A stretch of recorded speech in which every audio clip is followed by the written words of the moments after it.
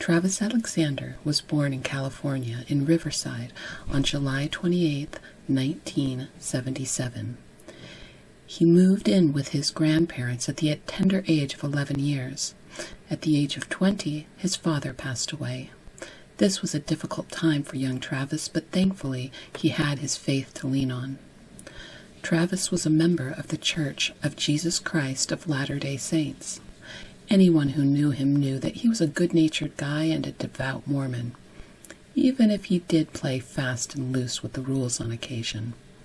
He was exceptionally friendly, and his charisma led to success both as a motivational speaker as well as an insurance salesman for the multi-level marketing company Prepaid Legal Services.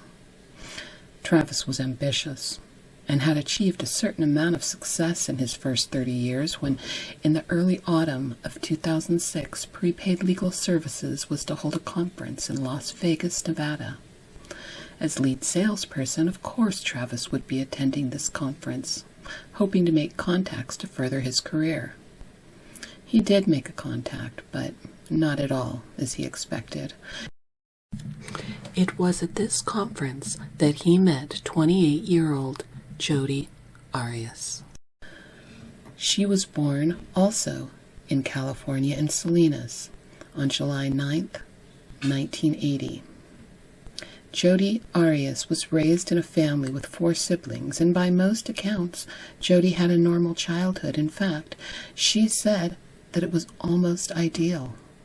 A high school friend even said that Jodi was known to be a good girl. Her parents, however, were far from describing her childhood as normal, quoted as saying that Jodi would freak out all the time, even saying that long before she met Travis, Jodi has mental problems. It was said that her erratic behavior seemed only to increase after she moved out of the family home to live with a boyfriend as a senior in high school. This was going to become a habit of Jodi's, jumping into and out of relationships faster than most can keep track of. To the world, Jodi presented as a warm, caring, and vivacious young woman. In Jodi, Travis saw a captivating woman with a disarming smile. She was poised and spoke in a self-assured manner that made her seem intelligent, charming, and emotionally secure. It was only later that he would see the other side. The darkness in Jodi's heart was not the first thing that he saw. He saw what she wanted him to see, and what his lonely heart wanted to find. You see, Jodi had been working as a freelance photographer and was looking for new opportunities as well. She was introduced to Prepaid Legal Services and had decided to travel to Las Vegas, Nevada to attend a conference, the very same conference that Travis was attending. Was it his wit, his charm, his status in the company that sparked her interest? It's hard to tell, but the feelings were definitely mutual. Travis and Jodi felt compelled to become closer. At the time of their meeting, Jodi was living in Palm Desert, California, with her boyfriend of 4 years, while Travis was living in Mesa, Arizona. Within only 1 week, Jodi ended her 4-year relationship to pursue Travis, beginning their long-distance affair. She drove to Arizona to visit Travis, the new focus of her love. Or better said, obsession. It is wise to be cautious of those who can fall in and out of love so quickly. But Travis was not seeing clearly. He was smitten by Jodi. Shortly after meeting her, Travis wrote the following to a friend. I went from intrigued by her to interested in her, to caring about her deeply, to realizing how lucky I would be to have her as part of my life forever. She is amazing. It is not hard to see whoever scores Jodi, whether it be me or someone else, is gonna win the wife lotto. Unfortunately, some things are just too good to be true. Just 2 months after meeting Travis, on November 26th, 2006, Jodi converted to the Church of Jesus Christ of Latter-day Saints and was baptized a Mormon by Travis in a small ceremony in Southern California. It is said that Travis encouraged the conversion in hopes that it would help these two impassioned lovers abstain from the pleasures of the flesh. It did not. Jodi's conversion must have pleased Travis, but would he have felt differently if he had known that Jodi had a history of changing religions for her boyfriends? Before becoming Mormon, she had already dabbled in Christianity, Hinduism, Buddhism, and even witchcraft. While her dedication to religions was flighty, her compulsion for Travis was real. They texted one another day and night.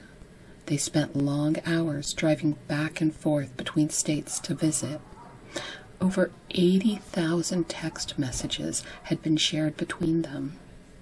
Just 5 months after meeting, this long-distance relationship became official in February of 2007. It was easy for anyone to see the intensity that existed between this young couple. Jodi moved to Mesa, Arizona to live closer to him. Initially, everyone saw a bright future ahead for them. And while Travis was quite taken with Jodi, his friends eventually came to a completely different conclusion. Unblinded by her beauty, they saw Jodi's behavior as erratic and unstable. His friends decided to stage an intervention for Travis and confronted him as a group. One friend told him, "She's scary. There's something wrong with her." Another friend said, "We're afraid we're going to find you chopped up in a freezer." It's unfortunate how close to the truth they were.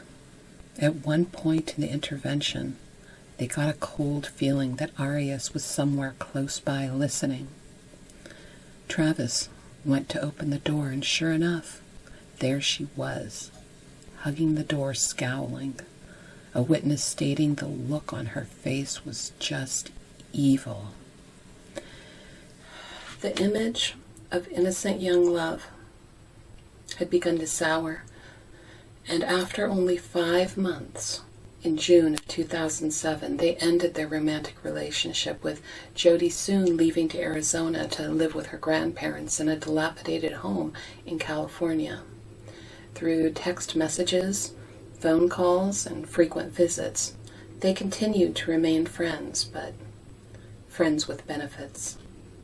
While ending his romance with Jodi may have been a wise decision, it's hard to understand why Travis continued a salacious relationship with her, especially since he himself had become deeply concerned with Jodi's stalkish behavior, and he had also been dating a woman that, by all accounts, seemed more suitable. It seemed so unnecessary. Travis was a handsome, successful man. But after turning 30, he was often depressed at the thought of being single, with many friends being married, some already having children of their own. The intensity of the union with Jodi, however unhealthy, must have given some relief to his unwanted bachelorhood and his desire for a family of his own. In fact, just 5 months after their breakup, in December of 2007, Travis began dating another woman. Jodi was displeased. She could not stand to think of him moving on from her, so jealous of his newfound love that she slashed his tires on several occasions and played doorbell ditch with his new girlfriend, who also began receiving anonymous, harassing emails which, while not confirmed, were suspected to be from Jodi Arias. The danger had come closer to home for Travis Alexandar. With so many warning signs, you would think that Travis would stay far away from this unstable beauty, and if that's what you thought, you would be wrong. In March of 2008, Jodi and Travis traveled together to both Texas and Oklahoma. Travis even told friends that he and Jodi planned a vacation together in the tropical paradise of Cancun, Mexico, on June 15th.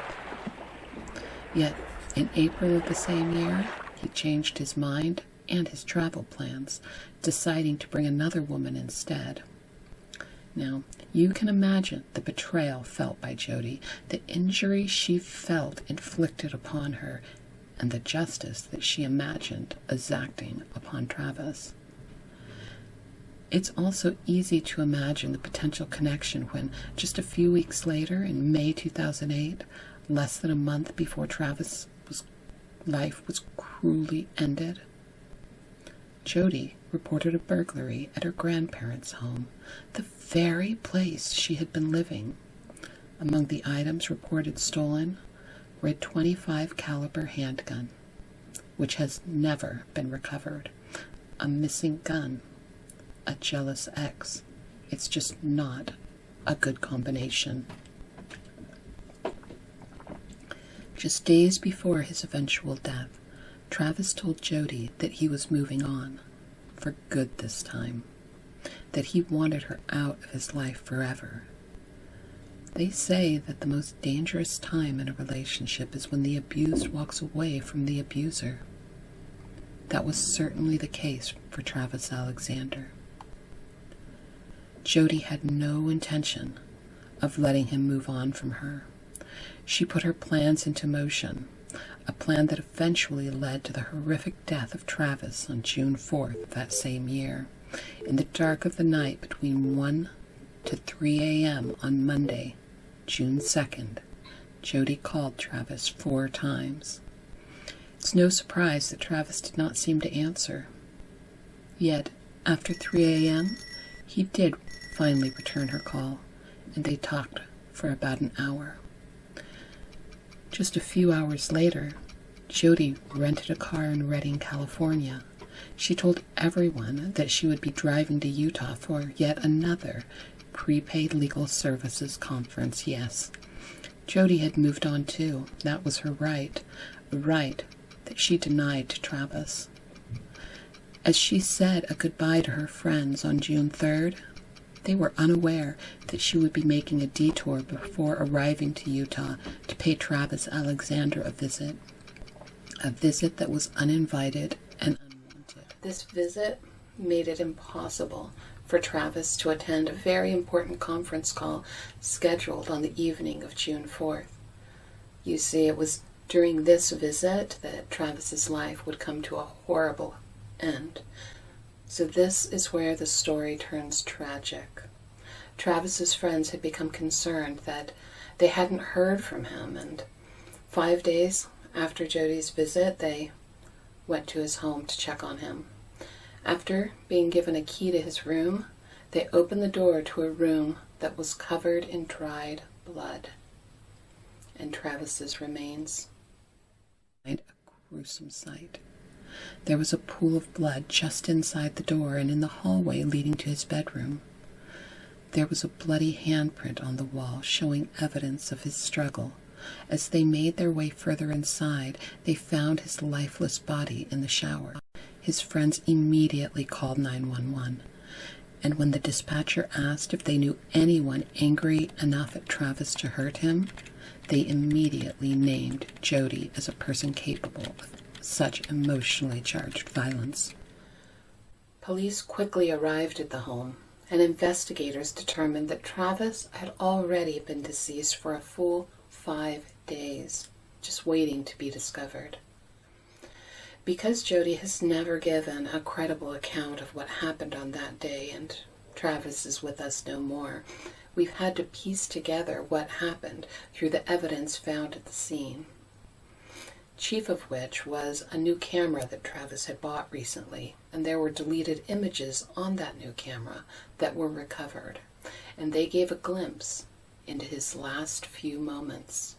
They showed provocative pictures of Jodi and the couple engaged in physical intimacy at approximately 1:40 p.m. Less than 4 hours later, a series of rapid-fire photographs appear to show the last 8 to 10 minutes of Travis's life. Photographs taken leading up to and during the murder.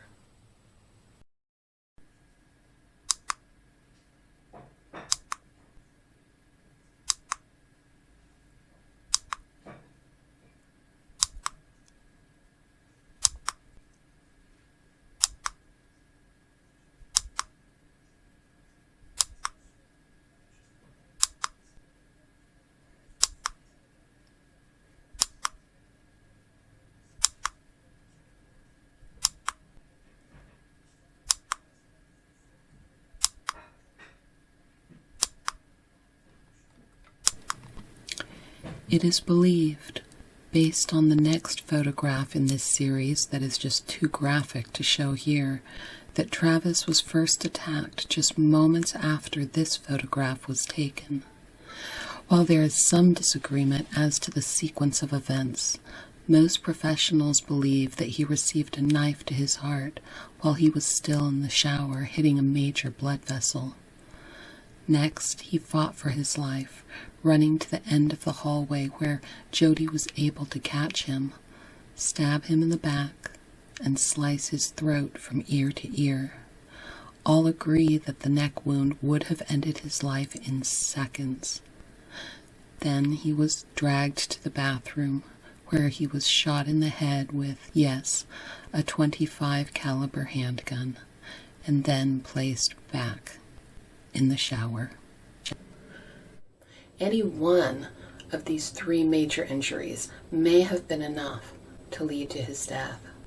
But due to the advanced state of decomposition and the fact that the injuries happened in such quick succession, it was difficult to determine how much of the attack may have been carried out post-mortem. Frenzied attacks of this nature are commonly found in acts of retaliation as a payback for perceived wrongs done. This type of attack is personal. He had done nothing wrong. He may not have been the perfect boyfriend, no one is, but he simply wanted to move on from his troubled relationship with Jodi. But Jodi would not allow this, and when she could not change his mind, she did the only thing that she could do to make this happen. She ended his life. The evidence-rich crime scene made it easy for investigators to rule it as a homicide. Jodi Arias quickly became the primary suspect. Initially, she denied any knowledge of how he was killed, claiming that she had not seen Travis since April, 2 months prior. Perhaps it was because she learned that her DNA was found mixed with Travis's blood that she changed her story, admitting to being in Mesa, Arizona, and with Travis at the time of his murder. But her admission came with claims of her own innocence, another strand in her web of lies. She claimed that she and Travis had been attacked by 2 masked intruders, and that after killing Travis, they chose to allow her to live, and that frightened, she chose not to report the incident to the police out of fear for her own safety. Poor Travis's body had lain like this for 5 days before anyone knew the horrors of his experience. That is, everyone except Jodi. And how did Jodi spend her time while he was lying lifeless in the shower? After so cruelly killing the man she claimed to love, she went directly into the arms of another man, Brian Burns, a man she had met 2 months previously through prepaid legal services. There, she and Ryan engaged in a passionate session of intimacy, only a day after the murder. From Ryan's home, Jodi called yet another boyfriend who later stated that Jodi sounded disturbed on the call. For his part, Ryan said that he had noticed Jodi had dyed her blonde hair brown and that she had cut her hands, which happens to be a common cause during stabbings where the blood acts as a lubricant, causing the assailant's hands to slip upon the blade. Neither man could have guessed the horrors that these clues would unveil. After attending the conference on June 6th, he left Utah and drove back to California, putting distance between herself and the murder scene. During her travels, she called Travis several times, even leaving voicemail messages for him, all the while knowing that his lifeless body lay on the shower floor where she had left him. She must have felt quite smug as she tried to cover up her tracks.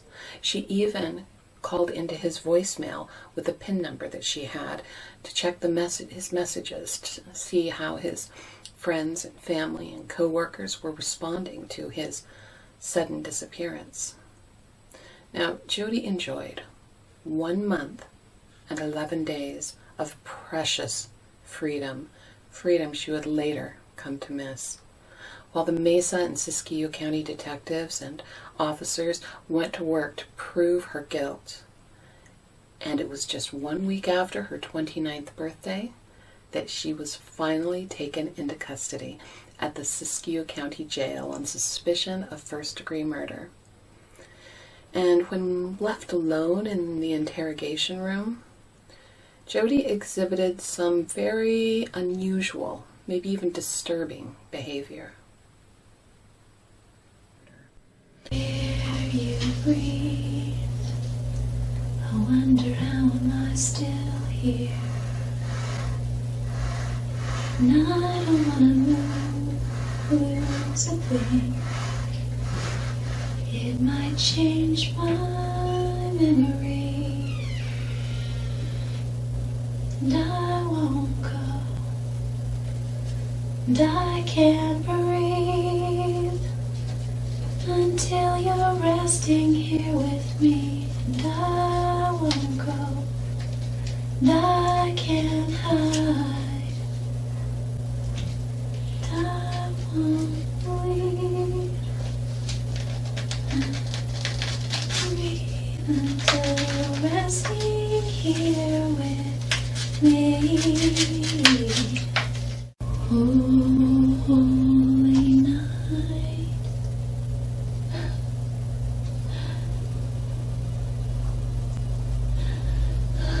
The stars are brightly shining. This is the day of our dear Savior's birth.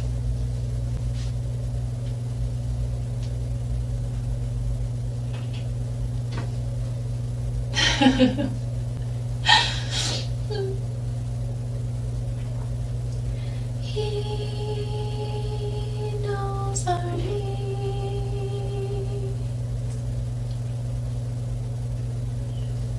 In the angel voices,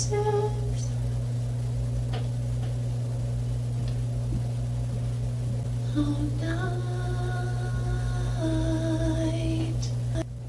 divine, oh night when Christ was born. Jodi, of course, pled innocent. When she finally took the stand in her own defense, which is rarely advised of defendants, her presentation had changed from that of a bombshell blonde to a mousier version of herself, oversized glasses and all. When asked if she killed Travis Alexandar, she meekly replied, The simple answer is that he attacked me, and I defended myself. First, she claimed that she knew nothing about the incident. Second, she claimed that 2 masked bandits murdered Travis. But when on the stand, she claims that she was acting in self-defense. Her defense team would have an uphill battle to prove that shooting a man in the head and then nearly decapitating him was all done in self-defense. Jodi maintained a calm demeanor on the stand, unshakable, even appearing sad at times. With clear speech and steady presence, her claims of an idyllic childhood were now replaced with claims of an abusive home, beatings beginning at the age of 7. Her presence was clearly polished and unwavering. Polished enough to fool the men in her life, but the jury, however, were not deceived. After a 4-month-long trial, the jury took only 15 hours in deliberation to find her guilty of first-degree, premeditated murder, a charge that had the penalty option of either life in prison or the death penalty. Due to 2 consecutive hung juries, sentences was given to the judge. With the death penalty option removed, she was given life imprisonment without the possibility of parole. After being found guilty, Jodi had one thing on her mind, and it was not her upcoming imprisonment, nor the anguish she had caused for Travis's loved ones. It was her insistence that her striped prison uniform pants not appear on film. When Travis met Jodi, he thought he had met the love of his life, but it's always wise to move slowly when we find a relationship that burns so hot and fast. Travis barely made it past his 30th birthday, and Jodi ensured that she would spend her 30th birthday and the rest of her life behind bars. Of course, we all want justice. But was justice served? It's hard to think that justice is even possible when a life is lost. Travis was innocent. His friends tried his best to warn him. They even had an intervention. It's hard to imagine what more they could have done differently to make him listen. I mean, what would you have done? When we think of domestic abuse, we tend to think of women as the victims because that is often the case. But as we can see from the case of Travis Alexandar and Jodi Arias, the reverse can also be true. So if you or anyone you know of any gender is in a relationship with a person who seems to be emotionally unstable and perhaps even dangerous, please take appropriate action to protect yourself. Change your passwords, retrieve shared keys and lock doors. File a restraining warrant if need be. Keep yourself safe. And remember, perpetrators come in many shapes and sizes. And maybe even more importantly, in the words of Maya Angelou, when people show you who they are, believe them. Stay safe, friends. If you or someone you know is dealing with domestic abuse in the United States, you can call the National Domestic Violence Hotline at 1-800-799-7233.